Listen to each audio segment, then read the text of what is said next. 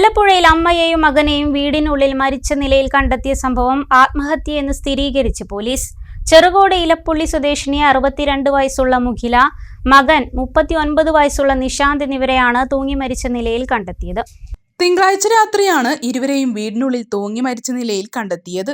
രാത്രി ഏറെ വൈകിട്ടും വീടിനുള്ളിൽ വെളിച്ചം കാണാതിരുന്നതിനെ തുടർന്ന് പ്രദേശവാസികൾ പരിശോധിച്ചപ്പോഴാണ് മൃതദേഹങ്ങൾ കണ്ടത്. അമ്മയുടെ മൃതദേഹം ഹാളിലും മകന്റെ മൃതദേഹം കിടപ്പുമുറിയിലുമാണ് കണ്ടെത്തിയത്. പട്ടാമ്പി പോലീസ് സ്ഥലത്തെത്തി ഇൻക്വസ്റ്റ് നടപടികൾക്ക് ശേഷം മൃതദേഹങ്ങൾ പാലക്കാട് ജില്ലാ ആശുപത്രിയിൽ പോസ്റ്റ്മോർട്ടം നടത്തി. ഇരുവരും ആത്മഹത്യ ചെയ്തതാണെന്നു തന്നെയാണ് പോലീസ് സ്ഥിരീകരണം. നിശാന്ത് നടത്തിയ പല ബിസിനസ്സുകളും നഷ്ടത്തിലായതിൽ മനോവിഷമത്തിലായിരുന്നു ഇരുവരുമെന്നും പറയുന്നു. അവിവാഹിതനാണ് മരിച്ച നിശാന്ത്. ഇരുവരും മാത്രമാണ് വീട്ടിൽ താമസിച്ചിരുന്നത്. മറ്റൊരു മകൻ ഗുജറാത്തിലാണ്. പോസ്റ്റ്മോർട്ടത്തിനു ശേഷം വീട്ടിലെത്തിച്ച മൃതദേഹങ്ങൾ ഷൊർണൂർ ശാന്തിതീരം ശ്മശാനത്തിൽ സംസ്കരിച്ചു. മലബാർ ന്യൂസ്, മലയാളത്തിലെ ആദ്യത്തെ സമ്പൂർണ്ണ HD പ്രാദേശിക ചാനൽ.